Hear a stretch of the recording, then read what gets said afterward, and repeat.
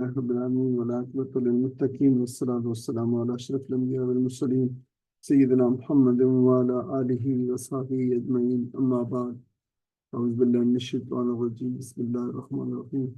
عزیز بہنوں اور بھائی، ابھی آپ نے آخری رکوع کی تلاوت سماعت فرمائی سورہ نحل کی۔ یہ رکوع 120 سے لے کر 128 تک چھوٹی 9 آیات کے پر مشتمل ہے۔ انشاءاللہ تعالیٰ اللہ تعالیٰ کے فضل و کرم سے ہم اس طویل سورت جو قریباً ایک پارے پر مشتمل ہے، 128 آیات ہیں، 16 رکوع ہیں، یہ 16واں رکوع ہے جو ہم نے جو ہے وہ آج انشاءاللہ تعالیٰ پڑھیں گے۔ اللہ تعالیٰ کے فضل و کرم سے ہم نے اس پوری سورت کا لفظاً لفظاً سبکن سبکن ہم نے اس کا مطالعہ کیا ہے، اور آج اس سلسلے کا یہ آخری سبق ہے۔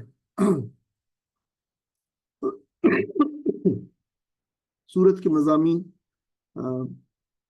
کا ایک خاکہ جو ہے آپ اس کو دیکھ لیجئے کہ پوری سورت جو ہے اس کا مرکزی مضمون تو توحید ہے، توحید کا اثبات ہے، توحید کو ثابت کرنا ہے، اور اس کے مقابلے میں پھر شرک کی جو نفی کی گئی ہے، اور اس میں جتنی بھی بنیادی عقائد ہیں دین اسلام کے اندر ذکر ہے، اور خاص طور پر پھر شکر کے حساب سے اللہ تعالیٰ کی نعمتوں کے حوالے سے بہت زیادہ ذکر ہے سورت کے اندر کہ اللہ تعالیٰ نے کس قدر نعمتیں عطا فرمائی ہیں، اور اللہ تعالیٰ نے کس قدر بندوبست فرمائے ہیں اس دنیا کے اندر انسان کے لیے، ان کا ذکر ہے تاکہ انسان جو ہے وہ مشکور ہو اور اللہ تعالیٰ کا احسان مند ہو کہ کس طریقے سے اللہ تعالیٰ نے زندگی کے اندر دنیا پہ زندگی کو بہترین انداز میں گزارنے کے لیے کیا کیا چیزیں اس دنیا کے اوپر انسان کے اندر جو ہے انسان کے لیے پیدا کی ہیں، اس کے لیے مسخر کی ہیں، ان کا ذکر ہے۔ اور خاص طور پر اس لحاظ سے پھر ہم کہہ سکتے ہیں کہ شکر جو ہے اس صورت کا ایک بہت اہم مضمون ہے۔ ایک اور لحاظ سے دیکھیں تو اللہ تعالیٰ کی نعمتوں کا بہت زیادہ ذکر ہے، تو نعمتوں کا ذکر کے حوالے سے بھی یہ صورت بڑی ہے۔ اسی وجہ سے اس صورت کا دوسرا نام جو ہے سورہ نام بھی ہے، نعمتوں والی صورت، جس میں اللہ تعالیٰ کی بے شمار نعمتوں کا ذکر ہے۔ اب ہم تمام صورت کے بہت سارے جو ہے وہ مباحث ہیں، مضامین بہت سارے ہیں صورت کے، تو اب ہم آخری مضمون جو ہے صورت کا اختتامیہ آپ کہہ سکتے ہیں اسے، اس پہ آ گئے ہیں، اور اختتامیہ کے اندر بھی یہ چیز شامل ہے کہ حضرت ابراہیم علیہ السلام کا ذکر ہے کہ ابراہیم علیہ السلام کس طریقے سے اللہ تعالیٰ کے مواحد اور شاکر بندے تھے، شکر کرنے والے تھے، اور ظاہر یہ شکر اللہ تعالیٰ کا اور اللہ تعالیٰ کی جو توحید جس کے وہ خود بھی جس پہ عامل تھے اور جس کا انہوں نے ساری عمر جس کی دعوت بھی دی ہے، اس کا ذکر ایک خاص پس منظر میں ہے جس کا انشاءاللہ ہم ذکر کریں گے۔ اور مسلمانوں کو چونکہ یہ صورت مکی صورت ہے، دعوت کا اللہ تعالیٰ کی راستے کی طرف دعوت کا حکم بھی دیا گیا ہے، ساتھ ساتھ بہت اہم مقام ہے صورت کا جہاں پہ دعوت کے آداب بھی بتائے گئے ہیں کہ دعوت کس طریقے سے دینی چاہیے لوگوں کو، دعوت کے ڈونٹس اور پرو اور کونس جو ہیں وہ کون سے ڈوز اور ڈونٹس جو ہے کون سے وہ بھی جو ہے صورت کے اندر بتائے گئے۔ تو یہ جو ہے بڑی ایک مکمل کمپریہنسو صورت ہے، اس کے ہم اختتامیہ پہ پہنچائے ہیں، تو آئیں آج کے سبق کی طرف جو ہے وہ پڑھتے ہیں۔ صورت کا اختتامیہ شروع ہوتا ہے حضرت ابراہیم علیہ السلام کے ذکر سے، ان ابراہیم کان، ان بے شک حرف تحقیق ہے، جس کو بات پاہ تحقیق کو پہنچ چکی ہو اس سے کے لیے ان لایا جاتا ہے یقینی طور پر ڈیفینیٹلی۔ ابراہیم علیہ السلام کانا تھے، کانا جو ہے یہ ایک فعل ہے، فعل ناقص کہا جاتا ہے، جسے جو ماضی مستقبل حال سب کے لیے استعمال ہو سکتا ہے۔ تو ابراہیم علیہ السلام ماضی میں تھے تو اس کا ترجمہ بھی اسی سے کیا جائے کہ بے شک ابراہیم علیہ السلام تھے۔ کیا تھے؟ اب ظاہر ہے ابراہیم علیہ السلام کی کچھ خصوصیات بتائی گئی ہیں یہاں پہ۔ امتن، ابراہیم علیہ السلام ایک امت تھے۔ عجیب بات ہے، امت کا ترجمہ جو ہوتا ہے تو معروف ترجمہ گرچہ ہوتا ہے کہ لوگ، قوم، اکٹھ، گروہ، ایک امت، پوری ایک قوم، یہ ترجمہ ہوتا ہے۔ تو یہاں پہ ابراہیم علیہ السلام کو اکیلے امت قرار دیا جا رہا ہے، اللہ تعالیٰ نے کیا ہے، یعنی ابراہیم علیہ السلام ایک پوری امت تھے، لیکن اس کی ایکسٹینڈڈ میننگ بھی ہے، بہت سارے اس کے ہیں۔ یعنی لغت کے اندر اس کے جو امت کے معنی بتائے گئے ان میں ایک تو اگر اکیلا ہو تو وہ انسان جو تمام خوبیوں کا جو ہے مرکب ہو، امام ہو، پیشوا ہو، علمبردار حق و صداقت ہو، دنیا بھر سے بالکل الگ ہو کے جو ایک اللہ کی طرف چلا گیا ہو، وہ جو قوم جس کی طرف رسول بھیجا گیا وہ بھی امت کہلاتی ہے، جیسے امت موسیٰ علیہ السلام، امت نبی کریم صلی اللہ علیہ وسلم، امت محمدیہ، تو یہ جو ہے یہ بھی امت کہلاتی ہے۔ تو اس کے بہت سارے معنی ہیں، لہٰذا ان کے معنی کو جب یہ پڑھا جائے لفظ تو اس کے معنی کو پیش نظر رہنے چاہیے یہ، اور پھر خاص طور پر یہ بھی دیکھیں کہ اس کے جو ہے اطلاق، ان میں سے کس لفظ کا اطلاق جو ہے کہاں پہ ہوتا ہے، یعنی سیاق و سباق کے حوالے سے جب کسی لفظ کے بہت سارے معنی ہوں تو سیاق و سباق کے لفظ سے جو بہترین لفظ وہاں پہ فٹ ہوتا ہے وہ اس کے معنی یہاں پہ دیے جانے چاہیے۔ ان ابراہیم کان امتن، ابراہیم علیہ السلام بے شک امت تھے، قانتا، اور اس کا ترجمہ آپ ایک اور بھی دیکھتے ہیں کیا گیا ہے کہ بے شک ابراہیم علیہ السلام اپنی ذات میں ایک امت تھے، اپنی ذات میں ایک انجمن تھے۔ یہ سارے تراجم جو ہے صحیح ہیں، مفہوم کو جو ہے صحیح ادا کرتے ہیں۔ قانتا، اب قانتا مطلب بتایا گیا ہے کہ وہ ان کی ایک خصوصیت بتائی گئی ہے۔ قانتا جو ہے وہ مطیع، فرما بردار تھے، اطاعت کرنے والے تھے۔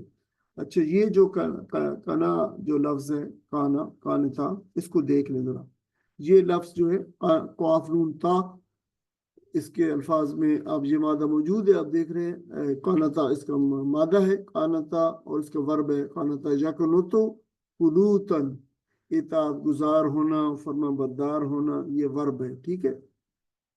اب اس سے قانتا جو ہے ظاہر ہے وہ ہے اطاعت کرنے والا، جو کیا مطلب کیا کہیں گے، فائل، اسم فائل ہے، جو یہ قانت اطاعت گزار فرما بردار، یعنی ابراہیم علیہ السلام کی جو ایک بتائی گئی ہے، صفت بتائی گئی ہے، وہ ہے قانتا۔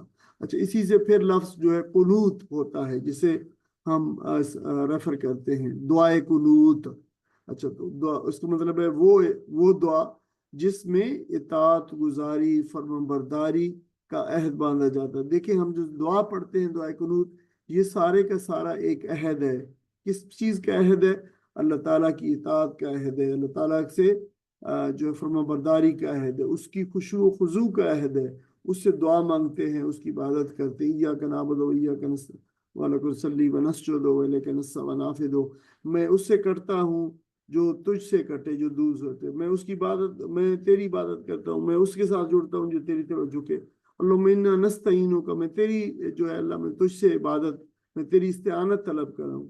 اللہم انا نستعینک ونستغفرک ونتوب الیک، یہ سارے میں تیری طرف جو ہے توبہ کرتا ہوں، میں تیری طرف لوٹتا ہوں، میں تیری طرف واپس رجوع کرتا ہوں۔ یہ سارے کے سارے، اگر آپ یہ جو بڑی عظیم دعا ہے، اگر آپ جو ہے اس کو معنی کے ساتھ، معنویت کے ساتھ، اور قلب کی حاضری کے ساتھ اگر اس کو پڑھیں روزانہ کے طور پہ، اور یہ پھر آپ کو بتائے گا بھی صحیح کہ آپ اللہ سے کس قسم کا عہد کر رہے ہیں، آپ اس سے اطاعت کا، اس کی بندگی کا، اس کی غلامی کا، اس کے دین پہ چلنے کا، اس کے دشمنوں کے خلاف جانے کا، اپنے اور اس کے دشمنوں کے خلاف مدد مانگنے کا، جو ہے آپ جو ہے اسے دعا بھی کرتے ہیں، آپ اپنی فرما برداری بھی دکھاتے ہیں۔ تو یہ ہے، اور پھر تھوڑا سا انسان اگر اس پہ غور کرے، اگر زندگی بالکل جو ہے وہ ایک کولو کے بیل کی ڈگر پہ نہ چل رہی ہو، تو پھر تھوڑا سا آدمی غور کرے کہ میں روزانہ تو اللہ سے ایک عہد کرتا ہوں، لیکن دیکھیں میری زندگی جو اس کے خلاف جا رہی ہے، میری زندگی اس کے خلاف ہے۔ تو یہ بڑی عظیم دعا ہے جو ہے، دیکھیں ایک یہ دعا ہے، ایک دوسری بھی ہے اللہم عافنی فی من ہدیت وعافنا فی من عافیت، وہ بھی ہے۔ تو بہتر یہ ہے کہ آپ جب آپ اللہ کے حضور دعائیں مانگے تو دونوں دعائیں مانگے، دونوں دعائیں جو ہے بہترین جو ہے خیر کا مجموعہ ہے۔ تو یہ اس کے لفظ کے حوالے سے ہے قنوت کو۔ اچھا، ایک اور قنوت بھی اردو میں ہوتا ہے، آپ نے جو ہے اس وہ تے کی بجائے تو سے ہوتا ہے قنوت۔ تو قنوتی جو ہے جو مایوسی اور ڈس اپوائنٹمنٹ اور منفیت کے موقع ساتھ جو وابستہ ہے، لیکن ان دونوں لفظوں کے اندر جو ہے آپ فرق کریں۔ قنوت جو تے والا ہے وہ اطاعت و فرما برداری کے معنوں کے اندر آتا ہے، खुशू खुजू के मानों के अंदर आता है, और जो तोय के साथ है वो मायूसी के मानों में। लिल्लाह, मुती थे, फरमा बरदार थे, लिल्लाह अल्लाह के लिए, हनीफन सबसे कटकर हो रहने वाला जो है वो हनीफ कहलाता है। यानी वो अल्लाह के मुती और फरमा बरदार भी थे, और सबसे कटकर अल्लाह से की तरफ रुजू करने वाले भी थे। यानी हनीफ का लफ्ज जो है कुरान मजीद में जिस जगह भी इस्तेमाल हुआ है तो वो ज्यादातर ऑलमोस्ट तमाम जगहों के ऊपर जो है हनीफ का लफ्ज जो है हजरत इब्राहिम अलैहिस्सलाम के लिए इस्तेमाल हुआ है। वमा काना मिनल मुशरिकीन हनीफ वमा काना मिनल मुशरिकीन, कि वो हनीफ थे, इन सब बातिल राहों को छोड़कर राह हक की तरफ चले जाने वाला, यानी सीधा बिल्कुल एक उस पे मुत्तफिक हो जाने वाला और यकसू हो जाने वाला। यकसू लफ्ज बहुत जो है इसके लिए मुनासिब है कि अल्लाह ताला की रज़ा पे, उसकी इताअत पे, उसकी बंदगी के ऊपर इंसान को यकसुई अगर हासिल हो जाए तो वो शख्स जो हनीफ है। फिर वलम, और नहीं, यको वो था, मिनल मुशरिकीन मुशरिकीन, और वो मुशरिकीन में से नहीं था। ये इब्राहिम अलैहिस्सलाम की जगह जगह कुरान मजीद में ये सिर्फ बताई गई। आप अंदाजा कर सकते हैं कि ये एक तो उसकी इब्राहिम अलैहिस्सलाम की पॉजिटिव, यानी पॉजिटिव पहलू जो होता है वो मुस्बित जो खसूसियात है वो बताई गई थी कि वो हनीफ था, वो मुती फरमाबरदार था, वो अपनी ज़ात में एक पूरी उम्मत था, ये पॉजिटिव। लेकिन साथ साथ देखें कि हर जगह पे जहाँ जहाँ भी आया है तो उनकी मनफी जो है खसूसियत, इन खसूसियात का जो मनफी पहलू है वो भी बताया गया कि वो मुशरिकों में से ना था। ठीक है, बात वही है, एक पॉजिटिव ये खसूसियत है, ये कोई बुरी खसलत नहीं है, ये तो खसूसियत है कि मुशरिकों में से नहीं था। तो ये क्यों जिक्र किया गया है कि मुशरिकों में से था? इसलिए कि मुखातबीन जो थे कुरान मजीद के वाले मुखातबीन वो मुशरिक थे सारे, और वो इब्राहिम अलैहिस्सलाम की तरफ निस्बत दे देते अपने आप को। तो अल्लाह ताला ने जा बजा जहाँ भी इब्राहिम अलैहिस्सलाम का जिक्र फरमाया तो इस साथ ये भी फरमाया कि वो मुशरिकों में से था, उसने शिरक नहीं किया था, तुम लोग शिरक करते हो। शाकिरन, आप देखिए मजीद अल्लाह इब्राहिम अलैहिस्सलाम की सिफात सारी बताई जा रही। शाकिरन, अल्लाह ताला का शुक्र अदा करने वाला, शाकिर। ले अन उमे ही, लम्ज़े ले के लिए, अनअम जो है वो नेमतों की जमा है, नाम की जमा है, नेमतें, नेमतों की जमा है, ही उसकी उसकी नेमतों का, यानी उसकी नेमतों का शाकिर, उसकी नेमतों का शुक्रगुजार, शुक्र अदा करने वाला। यानी हज़रत इब्राहिम अलैहिस्सलाम की ये भी अल्लाह ताला की जितनी नेमतें थी उन नेमतों का वो शुक्रगुजार। अन जो है नेमतों की जमा है, नेमतें, नहीं वो शुक्र अदा करने वाला था। देखें तो इससे ये हम कह सकते हैं कि हज़रत इब्राहिम अलैहिस्सलाम की तौहीद का जिक्र है, हज़रत इब्राहिम अलैहिस्सलाम के शाकर होने का, उनकी नेमत, उनकी शुक्र का जिक्र है। तो इससे इस्तदलाल किया गया है कुफार मक्का के तर्ज अमल, बिहेवियर के खिलाफ, कि देखो इब्राहिम अलैहिस्सलाम तो ये थे। इज्तिबाहो, इज्तिबाहो, अल्लाह ताला उसको चुन लिया था।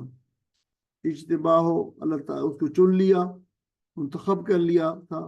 वह हदाहू, और उसको रास्ता दिखाया था, हिदायत दी थी, मुंतखब कर लिया था और अल्लाह ने उसको हिदायत दी। अल्लाह ताला ही का ये इज्तिबा जो है लफ्ज़ उर्दू में मुस्तामल है, इज्तिबा भी मुज्तबा भी। उर्दू में नबी अकरम सल्लल्लाहु अलैहि वसल्लम का नाम मुबारक भी है मुज्तबा, जिसका माना हुआ है चुना हुआ, जिसको अल्लाह ने चुन लिया। तो इब्राहिम अलैहिस्सलाम को भी अल्लाह ने चुन लिया था, किस लिए? अपने रास्ते अपनी तरफ दावत देने के लिए, देने वाला होते हुए, यानी अपने रास्ते की तरफ दावत देने के लिए अल्लाह ताला ने उन्हें चुन लिया था। वहदा हो, और उनको हिदायत दी थी, इला सिरात मुस्तकीम, सिरात मुस्तकीम की तरफ, सीधे रास्ते की तरफ, यानी अल्लाह ताला ने हिदायत।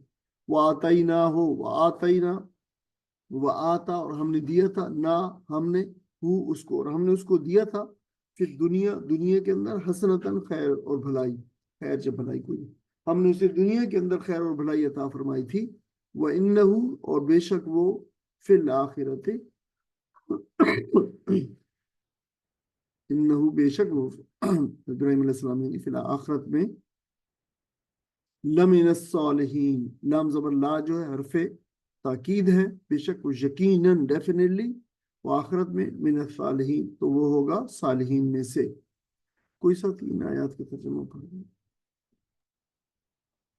واقع یہ ہے کہ ابراہیم علیہ السلام اپنی ذات میں ایک پوری امت تھا، اللہ کا مطیع فرمان اور یکسو، وہ کبھی مشرک نہ تھا، اللہ کی نعمتوں کا شکر ادا کرنے والا تھا، اللہ نے اس کو منتخب کر لیا اور سیدھا راستہ دکھا دیا، دنیا میں بھی اس کو بھلائی دی اور آخرت میں بھی یقیناً وہ صالحین میں سے ہوگا۔ جزاکم اللہ خیر۔ اگر آپ اب یہ جو 2-3 آیات حضرت ابراہیم علیہ السلام کے بارے میں ہے، تو اس کا اگر آپ اس کو عنوان دینا چاہیں تو ایزی ہے اس کا عنوان دینا۔ کیا عنوان ہوگا اس کا؟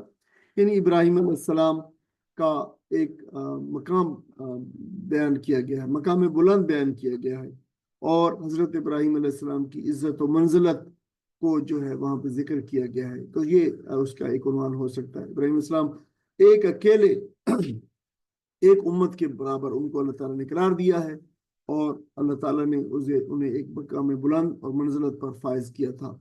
یعنی ابراہیم علیہ السلام کی جو جامعیت ہے اور مرکزیت کی اللہ تعالیٰ نے جو ہے وہ تعریف فرمائی۔ مرکزیت یہ ہے کہ ایک اکیلا شخص پوری امت کے برابر ہے، اور آپ کو مرکزیت کا تو پتہ ہی ہے کہ آپ علیہ السلام کے بعد جتنے دین جو ہے، دین جو انبیاء علیہ السلام، جو رسول جو ہے، تو پھر وہ آپ علیہ السلام کی ہی جو ہے ذریت سے آئے، تو یہ ان کی عظمت جو ہے کا بیان کیا گیا ہے۔ تو اللہ تعالیٰ نے یہاں پہ ابراہیم علیہ السلام کو ایک بطور نمون ہدایت کے طور پر پیش کیا، ایک مجسمہ انابت کے طور پر پیش کیا، جو اللہ کی طرف رجوع کرنا۔ انابت کا مطلب رجوع کرنا، تو رجوع کرنے والے جو ہے وہ لوٹنا، اللہ کی طرف ہی لوٹنے والے تھے تمام معاملات کے اندر، زندگی کے اندر صبر و شکر کے پیکر کے طور پہ اللہ تعالیٰ نے انہیں جو ہے وہ جو انٹروڈیوس کروا ہے، مطیع اور فرما بردار اور عبادت گزار، اور انسانی فضائل و اقدار کا جتنے بھی کوئی مطلوبہ کردار ہو سکتے ہیں، تو اللہ تعالیٰ نے یہاں پہ ان کے اندر گنوائے ہیں کہ وہ جو ہے کس طریقے سے حضرت ابراہیم علیہ السلام تمام انسانوں کے لیے ایک نمونے کے طور پر تھے۔ تو اب وہ اپنی ذات میں ایک امت ہے، یہ بات بھی بتائیے۔ اب اس کو اپنی ذات میں امت ہونے کا کیا مطلب ہے؟ اس کے 2-3 مطلب جو ہے ہو سکتے ہیں، اور ان کو جو ہے جان لینا چاہیے۔ اس کا پہلا مطلب یہ ہو سکتا ہے کہ جب دنیا میں کوئی مسلمان نہ تھا، تو ایک طرف وہ اکیلے اسلام کے لمبردار تھے۔ دیکھیں آپ، وہ کفر کے پورے سمندر کے اندر وہ توحید کا ایک جزیرہ بن کے جو ہے وہ نمودار ہوئی، اور پوری دنیا جو ہے کفر کی علمبردار تھی، اور وہ ایک اکیلا شخص اللہ تعالیٰ کی طرف دعوت دینے والا، اللہ تعالیٰ کی توحید کی طرف اور اللہ تعالیٰ کی بندگی کی طرف دعوت دینے والا اس دنیا میں واحد ایک اکیلا شخص تھا۔ تو جو کام ایک امت کے کرنے کا تھا، تو وہ ایک اکیلا ابراہیم علیہ السلام نے کیا۔ تو یوں فرمایا گیا تھا کہ وہ ایک محض ایک شخص نہ تھا، بلکہ پورا ایک ادارہ تھا، ایک انسٹیٹیوشن تھا۔ وہ انسٹیٹیوشن بھی کون سا؟ وہ ہے امت کا انسٹیٹیوشن جو ہوتا، پوری ایک امت جو ہے، پوری ایک قوم جو ہے، قوم سے بھی بڑے لفظ کے لیے مستعمل ہے جو ہے وہ لفظ جو ہے اٹ کورز، امت کا لفظ جو ہے۔ پھر ان کے اندر جو اطاعت تھی اللہ تعالیٰ کی، لوٹنا تھا، انابت تھی اور شکر و برکت تھی، وہ پوری ایک امت کے برابر تھی۔ تیسرا مطلب اس کے یہ ہو سکتا ہے کہ وہ امام ہدایت تھے، کیونکہ جو امام ہدایت کی راہ دکھائے وہی امت کا قائد ہوتا ہے، اور ایسے امام کو تمام لوگوں کے اعمال کا بھی ظاہر اجر ملتا ہے کہ اس نے ہدایت کو لوگوں کو راستہ دکھایا ہے۔ اس طرح یہ رہنما بذات خود ایک امت بن جاتا ہے، وہ فرد واحد جو ہے وہ نہیں رہتا۔ تو یہ بھی اس کا ایک مطلب ہو سکتا ہے۔ تو جو ہے وہ قرآن مجید نے متعدد مقامات پر ابراہیم علیہ السلام کے اوصاف بیان کیے ہیں، تو یہاں پر ان کے جو ہے کیا مقام اور محل ہے حضرت ابراہیم علیہ السلام کے اوصاف بیان کرنے کا، تو اس کو بھی جو ہے اچھی طرح اس بات کو جان لینا چاہیے۔ یہ صورت بنیادی طور پر مکی صورت ہے، خطاب مشرکین کو کیا گیا، جو اپنی تمام خرافات کے باوجود جو ہے اپنے آپ کو کہتے تھے کہ ہم ابراہیم علیہ السلام کی اولاد سے ہیں، اور ہم ان فیکٹ ابراہیم علیہ السلام کے راستے پر ہی چل رہے ہیں۔ تو یہود و نصارہ بھی اور مشرکین بھی تمام اپنی تحریفات اور خرافات کے باوجود ابراہیم علیہ السلام کا نام لے لیتے تھے۔ یہاں پہ مشرکین مکہ اور دیگر تمام گمراہ مذاہب اور فرقے جو بھی انتساب ابراہیم علیہ السلام کی طرف نہیں کرتے تھے، یہود بھی اور نصارہ بھی، تو مشرکین سمیت ان سب کو بتایا جا رہا ہے کہ ابراہیم علیہ السلام سے ان کا کوئی تعلق نہیں ہے. وہ ابراہیم علیہ السلام نہ تو یہودی تھے، نہ نصرانی تھے، نہ مشرک تھے. اس بات کو قرآن مجید نے، جسے میں نے بتایا پہلے کہ کئی مقامات پہ اس کو بیان کیا ہے. کفار مکہ کو تنبیہ کی جا رہی ہے کہ تمہارا دعویٰ تو یہ ہے کہ ہم ابراہیم جو علیہ السلام کے دین کے پیروکار ہیں، لیکن تم نے تو سینکڑوں خداؤں کو جو اپنا معبود بنا رکھا ہے. لیکن ابراہیم علیہ السلام تو بالکل موحد تھے، ان کا کفر و شرک سے تو دور دور کا جو ہے کوئی واسطہ نہ تھا. جبکہ تم جو ہے وہ شراکت کی غلاست سے جو ہے وہ لتڑے ہوئے ہو. ابراہیم علیہ السلام اللہ تعالیٰ کی مطیع و فرمان بردار تھے. انہوں نے تمام دنیا کے مشرکانہ ماحول میں بالکل یکسو ہو کر اللہ تعالیٰ اپنے آپ کو اللہ تعالیٰ کی توحید کے لیے جو وقف کر دیا تھا. اور اسی کمال ایمان کی وجہ سے اللہ نے پھر اپنی ہدایت کی راہیں ان پر کھولی اور ان کو رسالت اور پیغمبری کے لیے بھی چن لیا، اور تاکہ وہ دنیا والوں کو اللہ تعالیٰ کے پیغام سے جو ہے وہ آگاہ کر سکے. تم اپنے اوپر نعمتوں کو بتوں کی طرف نسبت دیتے ہو کہ یہ فلاں بت کی وجہ سے اور فلاں بت کی وجہ سے، جبکہ ابراہیم علیہ السلام اللہ تعالیٰ کی تمام نعمتوں پر اللہ ہی کے شکر گزار تھے. یہ اس کا خاص طور پر ذکر کیا گیا ہے. شاکر لانعمہ، وہ تو اللہ تعالیٰ کی نعمتوں کے شکر گزار تھے، اور ان کی اسی شکر گزاری کی برکت تھی کہ اللہ تعالیٰ نے ان کو منصب نبوت کے لیے منتخب فرمایا اور ایک صحیح جو ہے راستے کی طرف ان کی رہنمائی فرمائی تھی. ان کو بتایا جا رہا ہے کہ تھے تو وہ آبا تمہارے ہی، مگر تم کیا ہو. ان کو ایک آئینہ دکھایا گیا ہے کہ ذرا دیکھو ابراہیم علیہ السلام کی تو یہ تصویر ہے، اور ذرا اپنا بھی آپ آئینے کے اندر اپنی تصویر دیکھ لو کہ تم کیا ہو. تو یہ ان کے اوپر ایک حجت تمام کی گئی ہے یہاں پہ. ثم، پھر اس کے بعد ثم اوحینا، اوحا وہی کرنا، وہی بھیجنا، نہ ہم نے، اور وہی بھیجی ہم نے الیکا. الا اور کا ہے، اس کو جب اکٹھا لکھا جاتا ہے تو پھر وہ الیکا کی صورت لکھا جاتا ہے. یہ اصل لفظ جو ہے دو الگ الگ لفظ جو ہیں الا اور کا ہے. آپ کی طرف ہم نے بھیجی وہی آپ کی طرف. انتبع ان جو ہے وہ کہ اتبع یعنی آپ پیروی کرو، آپ پیروی کیجئے. ملت ابراہیم حنیفہ، ابراہیم علیہ السلام کے ملت کے طریقے کی، حنیفاً یکسو ہو کر. نبی اکرم صلی اللہ علیہ وسلم کو خطاب فرمایا جا رہا ہے. آپ ابراہیم علیہ السلام کے طریقے کی یکسو ہو کر جو ہے وہ پیروی کیجیے. وما کان من المشرکین. ٹھیک ہے، پھر آ گیا ہے دوبارہ سیکنڈ ٹائم یہاں پہ، لیکن قرآن میں دوسری جگہ پہ بھی جہاں پہ حضرت ابراہیم کا ذکر ہے، وہاں پہ بھی کئی مقامات پر اسی بات کا ذکر ہے کہ وہ مشرکوں میں سے نہ تھا. انما، بے شک، یا بات اتنی سی ہے، حقیقت یہ ہے، در حقیقت، یہ سارے ترجمے ہو سکتے ہیں اس میں، یعنی یہ لفظ کو معنی کو محدود کر دیا گیا ہے. کلمہ حصر ہے انما. جوئلا، یہ جالا ہے، جالا بنانا ہوتا ہے. جوئلا جو ہے آپ کو بتایا جیم سے پیش ہے، پیش سے شروع ہونے والے ورب جو ہے وہ پیسے باعث ہوتے ہیں. تو بنایا گیا، بنانا پھر بنایا گیا. کس چیز کو بنایا گیا؟ سبت کو، یعنی سنیچر کو، سبت کو، ہفتے کو، سیٹرڈے دن کو بنایا گیا. در حقیقت بنایا گیا ہفتے کے دن کو، جو مقرر کیے گئے ہفتے کے دن کو. جالا یجعل جالن، بنانا، یہ اس کا پیسے باعث یہاں استعمال ہوا ہے. اور سب جو ہے آپ کو پتا ہے سیٹرڈے کو کہتے ہیں سنیچر کو، لیکن جو ہے وہ کام کاج سے، اس کا معنی جو ہوتا ہے کام کاج سے چھٹی کا دن، یہ اس کا جو ہے. اور یہ 7th ڈے آف دا جو ہے وہ ویک، یہ جو یہود نے اس کو 7th ڈے جو قرار دیا ہے، کیونکہ 6 دن اللہ تعالیٰ نے جو فرمایا کہ 6 دن میں زمین و آسمان کو پیدا کیا. تو پھر یہود کے نے اپنے طور پہ عقیدہ گھڑ لیا کہ جو 7واں دن تھا وہ جو ہے وہ ریسٹ کا دن تھا، چھٹی کا دن تھا جو ہے. تو اس کو پھر انہوں نے سیٹرڈے جو ہے قرار دے دیا. ایسا نہیں ہے کہ اللہ تعالیٰ نے ان کے لیے سیٹرڈے مقرر کیا تھا، مقرر تو اللہ تعالیٰ نے ان کے لیے فرائیڈے ہی کیا تھا، لیکن انہوں نے پھر اس کو جو ہے خود کہا کہ 7واں دن چونکہ چھٹی کا دن ہے تو ہم چھٹی اور جو ہے وہ ریسٹ اور باقی چیزیں جو ہے دنیاوی کاموں سے کوئی چیز کام نہیں کریں گے، وہ اس ہفتے کے دن کریں گے، سیٹرڈے سبت۔ انگلش میں اس کو سبت کہتے ہیں، آپ کو پتا ہے، سیٹرڈے بھی کہا جاتا ہے، یہ بنی اسرائیل کا مقدس دن ہے۔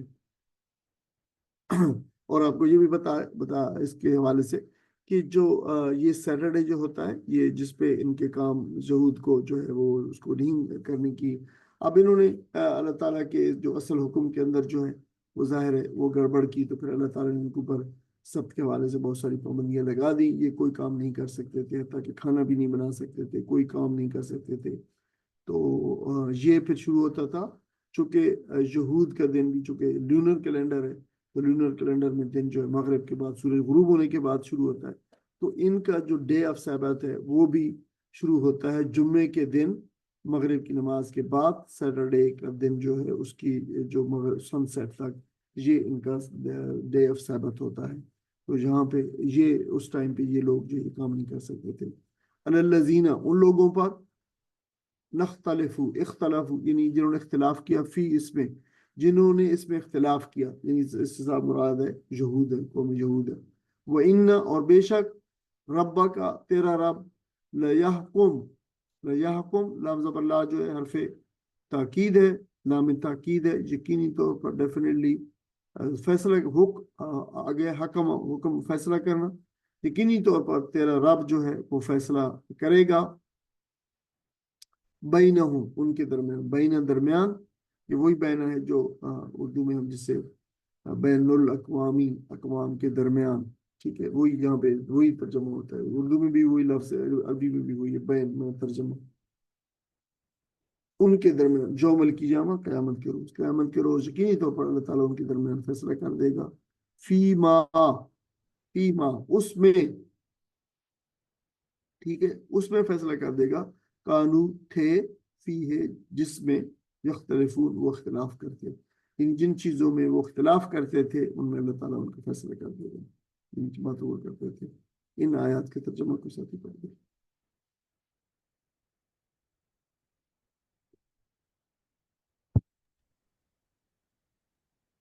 پھر ہم نے تمہاری طرف یہ وحی بھیجی کہ یکسو ہو کر ابراہیم کے طریقے پر چلو، اور وہ مشرکوں میں سے نہ تھا۔ رہا سبت، تو وہ ہم نے ان لوگوں پر مسلط کیا تھا جنہوں نے اس کے احکام میں اختلاف کیا، اور یقیناً تیرا رب قیامت کے روز ان سب باتوں کا فیصلہ کر دے گا جن میں وہ اختلاف کرتے رہے ہیں۔ جزاکم اللہ خیر۔ اب ان آیات کا اگر آپ ان کو عنوان دیں تو حضرت ابراہیم علیہ السلام کی ملت کی پیروی کا حکم دیا جا رہا ہے۔ اب ظاہر ہے اس کی اہمیت کیا ہے، اس کی معنویت کیا ہے، وہ اس پہ ہم تھوڑا سا تھوڑی سی بات کریں گے۔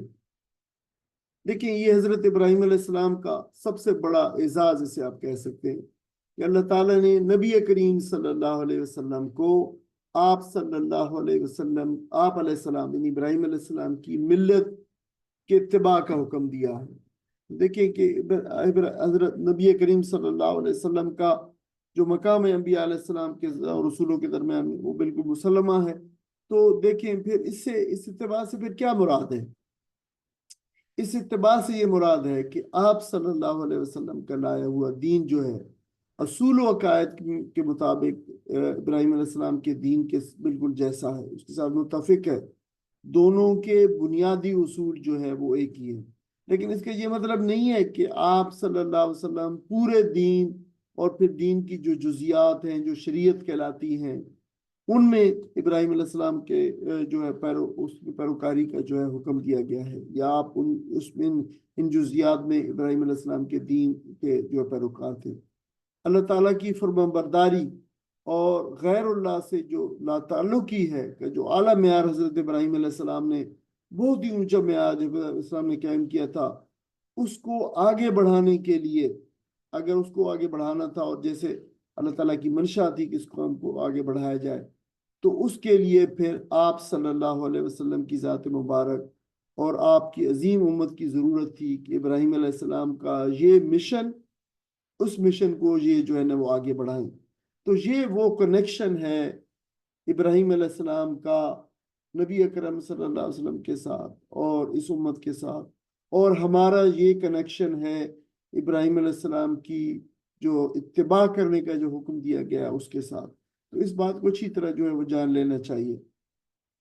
ملت ابراہیمی جو ہے اس کی پیروی کے سارے مدعی جو ہیں، یہود بھی ہیں، نصارہ بھی ہیں، مشرکین بھی ہیں، ان کو یہاں پہ بتایا جا رہا ہے کہ یہ سب جھوٹے ہیں. ہاں، بتایا گیا کہ اللہ تعالیٰ نبی صلی اللہ علیہ وسلم نے فرمایا کہ تمہاری طرف ہم نے جو ہے وہی کی ہے کہ تم ملت ابراہیم کی پیروی کرو، چنانچہ تمہاری ملت ابراہیم علیہ السلام ہی کی ملت ہے. یعنی آپ علیہ السلام کا، آپ جانشین نسل میں، آپ جو ہے اس ملت کو جو ہے کے اوپر چلنے والے، آپ ابراہیم علیہ السلام کے پیغام کی جو ہے تجدید کرنے والے، آپ اسی دین کے اوپر جو ہے آنے والے پیغمبروں میں سے اور رسولوں میں سے آپ ہیں. آپ جو ہے اس راستے کے اوپر جو ہے چلیے. یہ مدعی جو ہے ابراہیم علیہ السلام کے جو جھوٹے مدعی ہیں، یہود اور نصارہ اور مشرکین، یہ اس راستے پہ چلنے والے نہیں ہیں، ابراہیم علیہ السلام کے راستے پہ چلنے والے نہیں ہیں. ان کا دعوی اتباع جو ہے یہ بالکل جھوٹا ہے. ملت ابراہیمی کا اگر کوئی صحیح پیروکار ہے تو وہ یہ نبی صلی اللہ علیہ وسلم ہے، اور آپ صلی اللہ علیہ وسلم کے ساتھی ہیں جن کے عقائد بھی اور اعمال میں شرک کا کوئی شائبہ نہیں ہے. جیسے ابراہیم علیہ السلام کے اعمال میں شرک کا کوئی شائبہ نہیں تھا، اور ان کو بار بار اللہ تعالیٰ نے یہ سرٹیفکیٹ عطا فرمایا کہ آپ مشرکوں میں سے نہ تھے. لیکن یہ مشرکین اور یہودا نے تو اپنے دین کو شرک اور تحریف سے جو ہے وہ آلودہ کر دیا ہے. اب یہ جو لفظ ملت ہے، اس کی تھوڑی سی جو ہے اس کے معنی کے اوپر تھوڑا سا غور کر لیں کہ ایک بہت ہی معروف مشہور جو ہے وہ لغت ہے عربی کی، جسے تاج العروس جو ہے کہا جاتا ہے. تو اس میں آیا ہے اس کے بارے میں کہ جو ہے لفظ جو ملت ہے یہ صحیح عقائد، مکارم اخلاق، دعوت و ارشاد کا حکیمانہ انداز، دلائل کی پختگی، جو بیانات کی دل نشینی، اور منکرین کے جو ظلم و ستم ہے اس کے مقابلے میں جو حلم اور بردباری اور صبر، یہ جو ہے اس لفظ کے معنی میں ہے. تو یہ دیکھیں کہ یہ اگر اس لحاظ سے ابراہیم علیہ السلام بالکل جو ہے صحیح معنوں کے اندر اس لفظ کی جو مصداق ہے اس کے اوپر پورا اترتے ہیں. یہ وہ ملت ابراہیمی ہے جس کے اتباع کا حکم اب اس آیت کے اندر جو ہے وہ دیا جا رہا ہے. چنانچہ آپ صلی اللہ علیہ وسلم نے ان اوصاف کو، ابراہیم علیہ السلام کی یہ جو اوصاف ہے، جس طریقے سے نئے معنی پہنائے ہیں اور جس طریقے سے اس کو جو ہے وہ درخشندگی بخشی ہے، درخشندہ کیا ہے، جس طرح آپ نے مطلب ہے کہ آپ نے جس طرح روشن کیا ہے، جس طرح آپ نے واضح کیا ہے، تو وہ جو ہے نبی اکرم صلی اللہ علیہ وسلم کا ہی جو ہے وہ حصہ ہے، اور وہ آپ ہی اس طریقے کو زندہ ایسا کر سکتے تھے جیسے جو ہے وہ ابراہیم علیہ السلام نے اس راستے پر عمل کیا. تو اس سے پھر اندازہ ہوتا ہے کہ کیوں نبی اکرم صلی اللہ علیہ وسلم کو جو ہے اس راستے کی پیروی کی جو ہے وہ تلقین کی گئی. وجہ یہ تھی کہ ابراہیم علیہ السلام کا وہ اعلیٰ نمونہ جو آپ نے قائم کیا اس کو ریوائیو کرنا تھا، اس کی تجدید کرنا مراد تھی، تاکہ دنیا دیکھ سکے کہ جس طریقے سے ابراہیم علیہ السلام جو ہے وہ اللہ تعالیٰ کی مطیع اور فرمانبردار اور یکسو اور حنیف تھے، نبی اکرم صلی اللہ علیہ وسلم نے بدرجہ اولا جو ہے اس کے اوپر عمل کر کے اس سنت کو اور اس ابراہیم علیہ السلام کے طریقے کو جو زندہ کیا. یہ وہ حکمت ہے جس کی جو پوشیدہ ہے اس حکم کے اندر کہ نبی علیہ السلام کو حکم دیا کہ آپ اس راستے کی پیروی کیجیے. یہاں پہ معترضین کے اس اعتراض کا جواب ہی دیا گیا ہے جو اللہ کی شریعت میں جو تضاد کی صورت میں دیکھتے تھے اور کہتے تھے کہ دیکھیں وہاں پہ موسیٰ علیہ السلام کی شریعت کے اندر جو بے ابراہیم علیہ السلام کی شریعت کا تسلسل تھا، وہاں پہ تو کوئی اور حکم تھا، اور جو ہے وہ تمہاری شریعت میں کچھ اور حکم دیا ہے. اور یہودیوں کے مذہبی قانون اور شریعت محمد صلی اللہ علیہ وسلم کے ظاہری فرق کو دیکھ کر یہ لوگ جو مشرکین تھے یہ گمان کرتے تھے، بلکہ کہتے تھے کہ یہ تو اگر ایک ہی شریعت ہے تو کہ یہ کیوں ہے دو فرق جو ہے وہ دو شریعتیں کیوں ہیں. تو یہاں پہ یہ بات یعنی اس بات کا جواب دیا گیا، اور اس بات کا بھی جواب دیا گیا ہے کہ سب کا جو معاملہ تھا، یعنی تم کہتے ہو کہ سب پہلی شریعت کے اندر تو سب کا معاملہ تھا، تم نے سب کے قانون کو جو ہے وہ ابروگیٹ کر دیا ہے، ختم کر دیا ہے، تو پھر یہ ایک ہی سورس سے جو ہے کیسے ہو سکتے ہیں؟ اللہ کس طرح حکم دے سکتا ہے مختلف قسم کے جو ہے 2 شریعتوں کے اندر، تو فرمایا گیا کہ سبت کا معاملہ صرف یہودیوں کے لیے مخصوص تھا۔ ملت ابراہیمی میں جو سبت کا دن تھا اس کی حرمت کا کوئی وجود نہیں۔ یہودیوں کے ہاں سبت کے قانون میں جو سختیاں جو پائی جاتی تھی، جو ابتدائی حکم میں تو نہ تھی، لیکن بعد میں جب انہوں نے اپنے اوپر یہ سختی جو ہے وہ لاگو کی، تو پھر اللہ تعالیٰ نے مزید جو ہے ان کی شرارتوں اور ان کے جو اللہ تعالیٰ کی نافرمانیاں تھی اس کے کرتے تھے، اس کی پاداش میں ان پر اللہ تعالیٰ نے مزید جو پابندی عائد کر دی ہے۔ اب مزید فرمایا گیا آگے، ادعو الی سبیل ربک، ادعو دعوت دیجیے، بلائیے، الی سبیل راستے کی طرف، رب کا آپ کے رب کی، اپنے رب کے راستے کی طرف بلائیے، یعنی دعوت دیجیے۔ بلانے سے بتا یہ وہ دعویٰ ہے، دعویٰ یعنی دعوت دینا، پکارنا، بلانا، بالحکمہ حکمت کے ساتھ، والموعظہ نصیحت، موعظت جو ہے اردو میں یہی وہ لفظ ہے، اردو میں موعظت استعمال ہوتا ہے، موعظت کے ساتھ کیا ہے؟ الحسنہ، بہترین، بہترین عمدہ نصیحت کے ساتھ، وجادلہم اور مجادلہ کیجیے، مجادلہ وہی لفظ ہے، اس کو ہم پڑھتے چلے آ رہے ہیں مسلسل، جو مباحثہ کے معنی میں ہے، تو مباحثہ کیجیے، بحث کیجیے، جادلہ یجادلو مجادلتن جو ہے یہ باہم گفتگو کرنا، مباحثہ کرنا، یہ باب مفعلہ ہے، دیکھو بالکل وہی ہے، مجاہدہ، مبالہ، مباحثہ، یہ اسی وزن پہ سارے کے سارے لفظ، اور اسی جو ہے باب سے نکلے ہوئے ہیں، باب مفعلہ۔ تو مفعلہ یہ ہوتا ہے کہ 2 فریقوں کا آپس میں تعامل، جادلہ یعنی جدل کرنا، باہمی گفتگو کرنا، مباحثہ کرنا، تو یہ جو ہے وہ کہلاتا ہے۔ اردو میں پھر اس سے لفظ نکلے ہوئے ہیں، جدل، مثلا جنگ و جدل ہے، جدال ہے، لڑائی ہے، مجادلہ ہے، مباحثہ، یہ اس سے نکلے ہوئے ہیں۔ اور مباحثہ کیجیے ان سے، باللتی، التی الذین جیسے ہوتا ہے، یہ الذی ہے لیکن جو ہے وہ فیمنن کے لیے باللتی، وہ یعنی ایسے، اس سے ہی احسن جو احسن ہے، جو بہت بہترین ہے، اس طریقے سے جو بہت ہی بہترین ہے۔ اب مباحثے کے اسلوب بتائے گئے ہیں، بات چیت کے اسلوب بتائے گئے ہیں، یعنی جب آپ دوسرے فریق کو سے مخالف فریق سے کیجیے مباحثہ۔ ان ربک کا بے شک آپ کا رب، هو عالم، وہ جانتا ہے، وہ عالم، وہ بہترین علم رکھتا ہے، وہ سب خوب جانتا ہے، اس کا ترجمہ کیا گیا خوب، بمن اس کو جو، ضل بھٹک گیا، عن سبیلہ اس کے راستے سے، اللہ تعالیٰ اس کو بھی خوب جانتا ہے جو اس کے راستے سے بھٹک گیا۔ وہو عالم، وہو اور اللہ تعالیٰ وہ بھی جانتا ہے، بہترین جانتا ہے، عالم بہترین جانتا ہے، بالمہتدین جو ہدایت کے راستے پہ ہے، جو ہدایت یافتہ ہے، اللہ تعالیٰ اس کو بھی خوب جانتا ہے، جو بھٹک گیا اس کو بھی خوب جانتا ہے۔ وَإِنْ اور اگر عَاقَبْتُمْ، اور وَإِنْ عَاقَبْتُمْ، عَاقَبَ یہ لفظ ہے، عقب یعنی کسی چیز کے جو ہے نتیجے کے بعد، یعنی کسی چیز کے بعد، عقب میں، عقب سے، یہ عقب لفظ جو ہے عقب سے، کسی چیز کے بعد اس کا جو معاملہ کرنا، جزا، بدلہ، سزا جو بھی ہے، تو بدلے کے معنوں میں بھی پھر عاقبہ آتا ہے، اسی سے پھر عاقبت بھی ہے، وہاں جو بدلہ دیا جائے گا۔ تو یعنی یہ لفظ جو ہے یہ عاقبہ ہے، یہ بھی باب مفعلہ ہے، معاقبہ، معاف جو ہے یہ مفعلہ، تو عاقبہ جو عاقب و معاقبتاً، عذاب دینا، سزا دینا، بدلہ دینا، تکلیف دینا، بدلہ لینا، یہ سارے معنی اس میں استعمال ہوتے ہیں۔ اردو میں پھر ایسے جیسے عقوبت ہے، یعنی جو سزا، وہ چیز جو کسی عمل کے نتیجے میں اس کو تعدیباً دی جائے، یعنی سزا ہوتی ہے۔ تعاقب ہے پیچھے جانا، عقبہ ہے جو بعد میں آنے والی ہے، عقبہ یعنی آخرت، عاقب بعد میں آنے والا، عاقبت جو ہے جو بعد میں آئے گی، عقاب وہ جو پیچھا کرتا ہے، یعنی جو شکار کا پیچھا کرتا ہے، تو یہ معنی اس میں سارے اس میں شامل ہیں۔ تو اگر تم بدلہ لو، فعاقبوا بمثلہ، تو پھر بدلہ لو اس کے مثل، جتنا یعنی کسی نے کچھ کیا ہے اس کے مثل، اس کے معنی دی لو، ما اوقبتم یعنی جتنی تم سے یعنی زیادتی کی گئی، جتنا تم سے لیا گیا بدلہ، یعنی جتنا تمہیں تکلیف پہنچائی گئی ہے، کیونکہ تکلیف دینا، بدلہ لینے سارے معنی ہیں، ما اوقبتم جتنی تم سے بدلہ لیے گئے، جو تم سے زیادتی کی گئی۔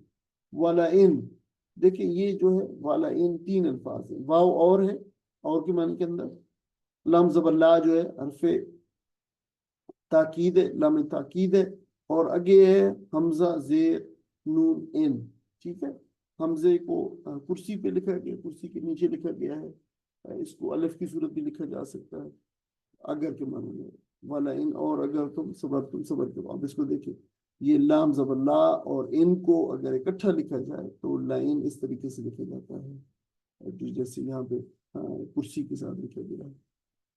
حلف لام تاکید ہے، ان حرف شرط ہے، تو اگر تم صبر کرو، ہوا لام پھر آگے لام تاکید، تو یقیناً ہوا وہ، یعنی یہ چیز پھر خیرون تمہارے لیے بہترین ہے، یعنی اگر تم صبر کرو تو یہ صبر تمہارے لیے بہترین ہے، للصابرین صبر کرنے والوں کے لیے۔ یہاں بھی لام آیا ہے، پھر لام ہے، لیکن یہ لام دیکھیں، یہ لام کیا ہے؟ یہ لام جو ہے یہ حرف جار ہے، یعنی پریپوزیشن کے طور کے لیے آیا ہے، کے لیے، اور پریپوزیشن کے طور پہ آیا ہے۔ اس کا ترجمہ کوئی ساتھی پڑھ لیں۔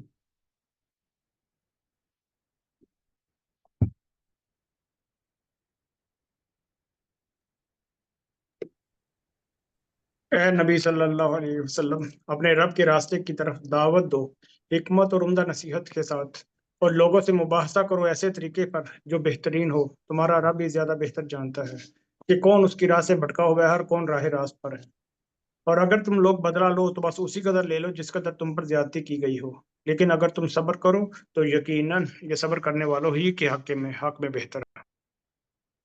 جزاک اللہ خیر۔ اب یہ بہت عظیم مقام ہے قرآن مجید کا، عزیز بہنوں اور بھائیوں، یہ دعوت اسلامی کی بنیادیں بتائی گئی ہیں یہاں پہ، یعنی اپنی موضوع کے اعتبار سے، یعنی قرآن مجید سارا عظیم ہے، اور اپنے موضوع کے اعتبار سے قرآن مجید کی ایک بڑی عظیم ترین آیت ہے یہ۔ اس میں دعوت اسلامی کی بنیاد بتائی گئی ہے، تحریک اسلامی کے کام کے اصول و قواعد اور طریقہ کار کو وضع کیا گیا ہے۔ آپ صلی اللہ علیہ وسلم کے لیے یہی دستور العمل اور منہاج دعوت، آپ صلی اللہ علیہ وسلم کے بعد آنے والے لوگوں کے لیے جو داعی ہیں، جو دعوت دیں گے، ان کے لیے بھی یہی طریقہ کار مقرر کیا گیا۔ اچھا، اس کو بڑے اچھی طرح غور سے ذرا توجہ کے ساتھ جو ہے آپ اس کو دیکھ لیجئے۔ دعوت میں تین چیزیں جو ہے فرمایا گیا، یہاں پہ تین چیزیں ملحوظ رکھو۔ پہلی فرمایا حکمت، دوسری فرمایا عمدہ نصیحت، تیسری فرمایا مجادلہ یا مباحثہ۔ اچھا، یہ جو تین چیزیں ہیں یہ ریلیٹڈ ہیں، انسان کی تین قسمیں ان کو ساتھ ریلیٹڈ ہیں۔ کیسے؟ اس کو ہم ابھی دیکھتے ہیں۔ یعنی دعوت کے یہ جو تین مدارج بیان کیے گئے ہیں، یہ انسانی معاشرے میں جو انسان موجود ہیں، انسانوں کی جو قسمیں موجود ہیں، تین قسمیں ہیں، ان کے ساتھ جو ہے ریلیٹ کیا گیا ہے۔ ہر نقطہ ایک قسم کے انسانوں کے ساتھ جو ہے ریلیٹ کیا گیا ہے، اور یوں تمام انسانوں کو جو ہے وہ کور کر لیا گیا ہے۔ مثال کے طور پہ آپ دیکھیں، جو پہلی بات کی گئی ہے حکمت، حکمت کیا ہے؟ علم و عقل کی پختگی کی سب سے اعلیٰ جو سطح ہے وہ حکمت ہے۔ قرآن مجید میں نبی اکرم صلی اللہ علیہ وسلم کا ذکر مبارک ہے تین مقامات پر، البقرہ اور آل عمران میں اور سورہ جمعہ کے اندر، اور یہ ایک جیسی، یہ تین مقام ایسے ہیں جہاں پہ جو آیات کے الفاظ ہیں وہ بالکل ایک جیسے ہیں، تھوڑی سی الفاظ کہیں ایک جگہ پہ الفاظ کی ترتیب صرف آگے پیچھے ہے۔ تو ان مراحل اور درجات کا ذکر کیا گیا ہے جن کے تحت حضور صلی اللہ علیہ وسلم نے اپنے صحابہ کی تربیت فرمائی۔ ان میں بلند ترین مرحلہ یا درجہ جو بتایا گیا ہے وہ حکمت کا ہے، ان آیات کے اندر بھی، یعنی نبی اکرم صلی اللہ علیہ وسلم نے بھی حکمت کو اس کو ملحوظ رکھا ہے۔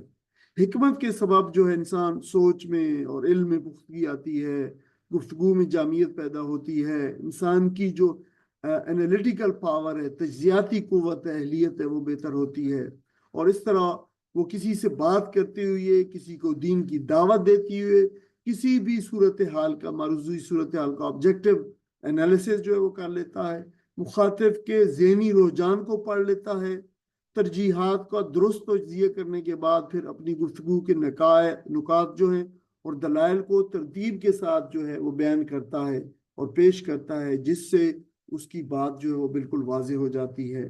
تو یہ دیکھیں، یہ حکمت کی جو بات بتائی گئی حکمت ہے یہ۔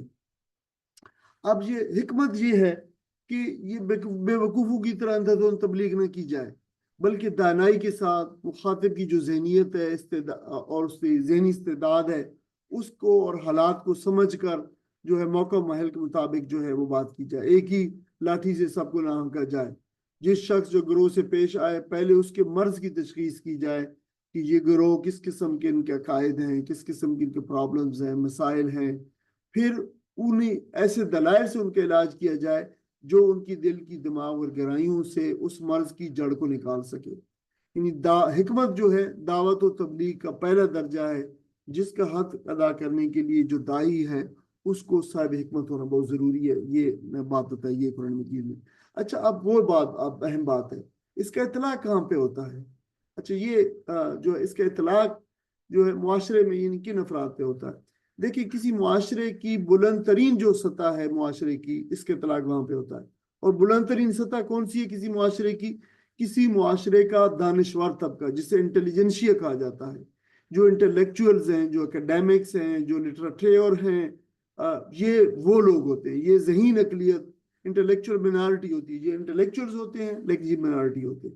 یہ کسی بھی طبقے میں جو ہے یہ قوم کا دماغ ہوتے ہیں، کسی قوم کا معاشرے کا دماغ ہوتے ہیں۔ یہ اگرچہ تھوڑے ہوتے ہیں مگر معاشرے کی مجموعی سوچ پر اور اس کا جو معاشرے کا جو رخ متعین کرتے ہیں، اور جس رخ متعین کرنے میں جو فیصلہ کن کردار ہوتا ہے ان لوگوں کا ہوتا ہے۔ ان لوگوں کو جذباتی تقاریر اور خوشکن واز کن جو واز کیے جاتے ہیں، متاثر کن واز، ان سے ان کو متاثر نہیں کیا جا سکتا، بلکہ ایسے لوگ جو سوچ اور نظریے کو قبول کرتے ہیں تو مصدقہ علمی اور منطقی دلائل سے قبول کرتے ہیں، اور اگر رد کرتے ہیں تو پھر بڑی ٹھوس دلیل سے رد کرتے ہیں۔ یہ پہلا درجہ جو حکمت کا ہے جو بتایا گیا ہے، اس کا اطلاق ان لوگوں کے اوپر جو ہے ہوتا ہے۔ اب دوسری بات کیا ہے؟ عمدہ نصیحت، موعظت حسنہ، یعنی اچھا خوبصورت واز۔ اس کا ایک مطلب یہ ہے کہ مخاطب کو صرف دلائل ہی سے مطمئن نہ کیا جائے بلکہ اس کے جذبات کو اپیل کی جائے۔ برائیوں اور گمراہیوں کا محض عقلی حیثیت سے اس کو ریفیوٹ نہ کیا جائے، اس کا ابطال نہ کیا جائے، بلکہ انسان کی فطرت میں جو پیدائشی طور پر برائی کے لیے نفرت پائی جاتی ہے اس کو ابھارا جائے، اور پھر ہدایت اور عمل صالح کی محثیت اور خوبی ہی جو ہے عقلاً بیان نہ کی جائے، بلکہ انسانی طبیعت کے اندر اس کے لیے جو رغبت اور جو شوق پیدا جو موجود ہے اس کو بھی ابھارا جائے۔ تو یہ جو عمدہ نصیحت کا دوسرا مطلب ایک اور بھی ہو سکتا ہے، اور وہ یہ ہے کہ جس سے بھی خیرخواہی کی جائے تو اس میں دل سوزی ہو، یعنی مخاطب یہ نہ سمجھے کہ یہ نصیحت کرنے والا مجھے حقیر سمجھ رہا ہے، بلکہ یہ سمجھے کہ اس کے ساتھ بھلائی اور خیرخواہی کا جو ہے ارادہ رکھتا ہے۔ اچھا، یہ جو دوسرا ادب ہے دعوت کا، عمدہ نصیحت، اس کا اطلاق معاشرے میں کن افراد پر ہوتا ہے تو اس کو بھی جان لیں۔ یہ درجہ عوام الناس کے لیے، یعنی کسی معاشرے میں ایک آپ کو انٹیلیجنشیا ہے، اکیڈیمکس ہیں اور انٹلیکچوئلز ہیں، دوسرا درجہ عوام کا ہے۔ یہ معاشرے میں اکثریت پہ مشتمل ہوتے ہیں جن کے ذہنوں میں عقل اور منطق کے فلٹرز نہیں لگے ہوتے، چنانچہ ایسے لوگوں کو لیے منطقی مباحث اور فلسفیانہ تقریریں کرنے کی کوئی ضرورت نہیں ہوتی، اور نہ جو ہے وہ اس چیز کو قبول کرتے۔ ان کے دل بالکل صاف اور ذہن ان کی صاف سلیٹ کی مانند ہوتی ہے، جو آپ لکھنا چاہیں آپ لکھ سکتے ہیں۔ ایسے لوگوں کو دعوت دینے کے لیے ان کو جذبات کو اپیل کرنے کی ضرورت ہوتی ہے، ان کی جذباتی طور پر ان کو جو ایڈریس کرنے کی ضرورت ہوتی ہے۔ یہ پرتاثیر واز اور خلوص و ہمدردی سے کی گئی بات سے متاثر رہ جاتے ہیں۔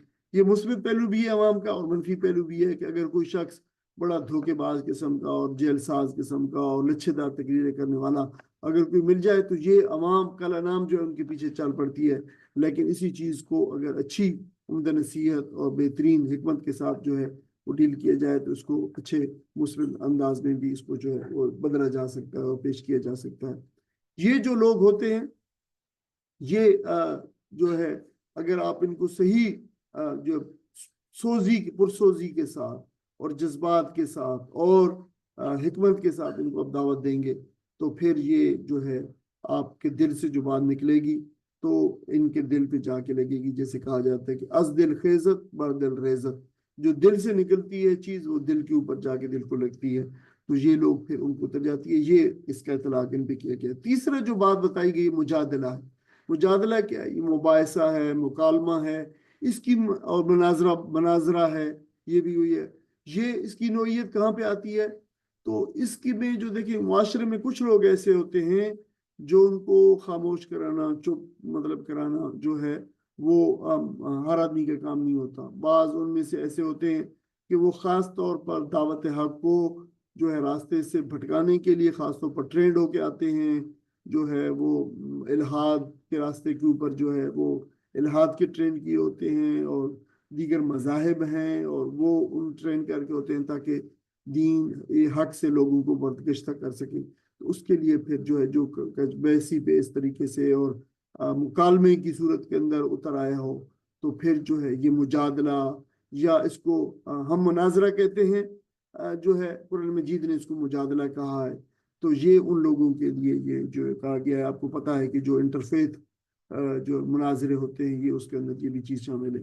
تو اس کے اطلاق معاشرے میں کن لوگوں پر ہوتا ہے؟ یہ تیسرے قسم کے لوگ ہیں، جو یہی میں نے بتایا ہے کہ یہ جو ہے وہ کرسچنز میں سے بھی ہو سکتے ہیں، جوز میں سے بھی ہو سکتے ہیں، ملحدین میں سے بھی ہو سکتے ہیں، سیکولرز بھی ہو سکتے ہیں. یہ لوگ جو ہوتے ہیں تیار ہو کے آتے ہیں تاکہ لوگوں کو راہ راست سے بھٹکائیں. تو ان کے لیے پھر کہا گیا ہے کہ جو مجادلہ کرو، ان سے مناظرہ کرو، لیکن اس کے بہت ہی اعلیٰ قسم کے جو ہے اللہ تعالیٰ نے اس کی پالیسی بنائی ہے، اللہ بہترین پیرائے سیٹ کی ہیں کہ جو ہے ان کو تم مجادلہ کرنا بھی ہے تو بہترین انداز میں ہو، گھٹیا پن جو ہے جواب میں نہ ہو، اخلاق کا دامن ہاتھ سے نہ چھوڑا جائے، ان کے بڑوں کو برا نہ کہا جائے، اس طریقے سے جو ہے بہترین انداز سے مجادلہ کیا جائے.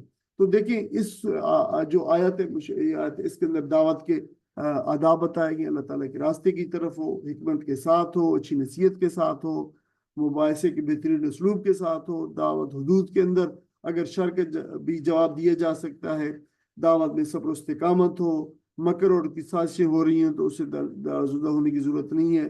تقویٰ سے اللہ تعالیٰ کی معیت کا حصول ہوتا ہے اور احسان سے بھی اللہ تعالیٰ کی معیت کا حصول ہوتا ہے. یہ وہ چیزیں ہیں جو دعوت کے آداب میں بتائی گئی ہیں. اور آخری آیات ہیں وَاصْبِرُوا، اور صبر کرو اے نبی صلی اللہ علیہ وسلم، آپ کو حکم دیا جا رہا ہے. وَمَا صَبْرُكَ إِلَّا بِاللَّهِ، وما اور نہیں، صبروں کا آپ کا صبر ہے، الا باللہ مگر اللہ کے ساتھ، اللہ سے، یعنی اللہ کی توفیق سے، یعنی صبر تو اللہ کی توفیق سے ہی ہے. ولا تحزن، اور نہ حزن کیجیے، نہ غمگین ہوں علیہم ان پر، یعنی جو راستے میں تکالیف آ رہے ہیں یہ آپ کو دے رہے ہیں ان پہ صبر میں، ان پہ غمگین نہ ہوں. ولا تکو، اور نہ ہوں آپ فی دیکن جو ہے تنگ دل ہونا، دی کے صدر جو ہے دل کا تنگ ہونا، تو آپ دل تنگ نہ ہوں، آپ اپنے دل کو تنگ نہ کریں. من اور ما، اس سے جو یمکرون، وہ جو چال بازیاں کریں، مکر کریں، اس سے آپ جو مکر کریں اس سے آپ تنگ نہ ہوں. ان اللہ، بے شک اللہ تعالیٰ، الذین، ان لوگوں کے ساتھ ہے، اتقوا، جو لوگ تقوی اختیار کرتے ہیں، جو انہوں نے تقوی اختیار کیا اللہ تعالیٰ ان لوگوں کے ساتھ ہے. والذین، اور ان لوگوں کے ساتھ ہے، ہم محسنون، جو احسان کرنے والے ہیں. ان آیات کا کیسا نہیں پڑھیں.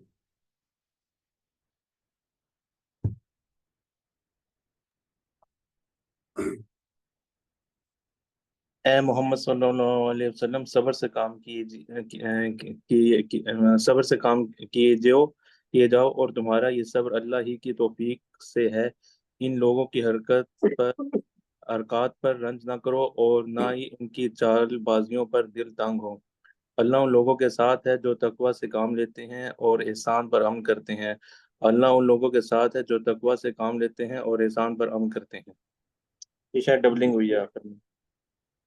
جی، یہ شاید آخر میں جو ہے نا وہ 2 دفعہ لکھا گیا ہے جو لکھا آخر. گیا. جزاک اللہ خیر. یہ تو صحیح کہا. تو یہاں پہ صبر کی ہدایت کی گئی ہے نبی اکرم صلی اللہ علیہ وسلم کو. خطاب بھی آپ کو کیا گیا ہے، لیکن روح سکون تمام مسلمانوں کے لیے کہ دعوت اسلام کی راہ میں جو بھی تکلیفیں پہنچے ان پر صبر کریں. اور مشرکین مکہ اسلام قبول نہیں کرتے تو آپ اس کا غم نہ کریں، ان کی سازشوں کے بارے میں سوچ سوچ کر پریشان نہ ہوں. اللہ تعالیٰ آپ کے لیے کافی ہے. آپ کو دیکھیں کس قدر کنسولیشن کی گئی آپ کے لیے. آپ اللہ تعالیٰ آپ کا حامی و ناصر ہے، وہ اپنے بندوں کا جو ہے معین و مددگار ہے، جو خیر کی راہ پہ گامزن ہوتے ہیں، اور آپ تو سراسر خیر خیر ہیں. اللہ تعالیٰ ان کی حفاظت فرماتا ہے، ان کے دشمنوں پر غلبہ عطا فرماتا ہے. حصول صبر کی تدبیر بتائی گئی ہے کہ ہر حال میں اور ہر اذیت پر جو آپ کو پہنچائی جاتی ہے صبر کرنا بعض اوقات ناممکن ہو جاتا ہے. یعنی عزت نفس، ضمیر کی آواز، بے بسی کا احساس بعض اوقات انسان کو کچھ نہ کچھ کرنے پر آمادہ کرتا ہے کہ انسان اس پہ تھوڑا سا وہ کرے، اس کا جواب دے. ایسی صورت میں صبر کا ہاتھ دامن سے نہ چھوڑنا اللہ تعالیٰ کی توفیق کے بغیر ممکن نہیں ہے. اسی کی جو تعلیم دی گئی ہے یہی وہ صبر ہے جسے نماز کے ذریعے حصول حاصل کرنے کا حکم دیا گیا ہے. اور اللہ تعالیٰ کے راستے میں جب بھی کسی کمزور لمحہ انسان کے اوپر ہو، کوئی بے کسی، کوئی لاچارگی، کسی کمزوری کا سامنا ہو، تو رب کے حضور کھڑے ہو جائیں اور اپنی بے بسی کا واسطہ دے کر اللہ تعالیٰ کی قدرت کو آواز دیں. جیسے نبی اکرم صلی اللہ علیہ وسلم نے طائف کے جو ہے باغ کے اندر بیٹھ کر کہا تھا کہ اللہ میں تو اپنی بے بسی اور اپنی لاچارگی اور اپنی بیچارگی کا شکوہ جو ہے وہ آپ سے کرتا ہوں. میں تو بہت ہی جو ہے وہ ضعیف ہوں اس سلسلے میں، نہ میرے پاس قوت ہے، تو ہی ہے جو قوت کو فراہم کرنے والا ہے. تو یہ وہ بات ہے جو بتائی گئی ہے. نبی اکرم صلی اللہ علیہ وسلم نے جب بھی زندگی میں کوئی ایسا کام کیا تو یہ آپ صلی اللہ علیہ وسلم کی تعلیمات دی گئی تھیں، آپ نے اس کے مطابق اس پہ عمل کیا اور دکھایا. مشکل ترین حالات پر دل کا مضبوطی سے قائم رہنا صرف اللہ تعالیٰ کی توفیق سے ممکن ہے. جب اس کی توفیق شامل حال ہو جاتی ہے تو پھر معمولہ شاباز سے لڑ جاتا ہے اور 313 جو ہے وہ ہزاروں سے لڑ جاتے ہیں اور کامیابی جو ہے نصیب ہوتی ہے. اور پھر جو ہی بات ہے جو علامہ اقبال نے کہی کہ ہو صداقت کے لیے جس دل میں مرنے کی تڑپ، پہلے اپنے پیکر خام میں پہلے اپنے پیکر خاکی میں جہاں پیدا کرے. ان آیات کے اندر دراصل اس پیکر خاکی کے اندر جو ہے کیا پیدا کرنا ہے وہی تعلیم دی گئی ہے نبی اکرم صلی اللہ علیہ وسلم کو اور آپ کے ساتھیوں کو، اور اس توسط سے بعد میں آنے والی امت اور امت میں جتنے لوگ دعوت کا جو ہے وہ کام کریں گے ان سب کو یہی تعلیم جو دی گئی. عظیم آیات ہیں اس صورت کی، جیسے عظیم بہنوں اور بھائیوں ہم بتاتے چلے آ رہے ہیں کہ تمام صورتوں کے جو اختتامی ہیں، اکثر و بیشتر صورتوں قرآن مجید کے بڑے پاورفل ہیں. یہ بھی بڑا پاورفل اختتامی ہے. آپ نے دیکھا ہے کہ حکمت کے ساتھ اللہ تعالیٰ کے راستے کی طرف دعوت دینے کا بڑا عظیم مقام صورت میں بیان کیا گیا ہے. اللہ تعالیٰ سے دعا ہے کہ اللہ تعالیٰ ہمیں اس دعوت کے اس راستے پر جو نبی اکرم صلی اللہ علیہ وسلم کا راستہ ہے، جو انبیاء علیہ السلام کا راستہ ہے، جو نبی اکرم صلی اللہ علیہ وسلم کے صحابہ کرام کا راستہ ہے، جو صالحین اور جو ہے وہ علماء و صالحین کا راستہ ہے، اللہ تعالیٰ اسی راستے پر ہمیں بھی چلنے کی توفیق عطا فرمائے. آمین. وآخر دعوانا آمین. جزاکم اللہ خیرا.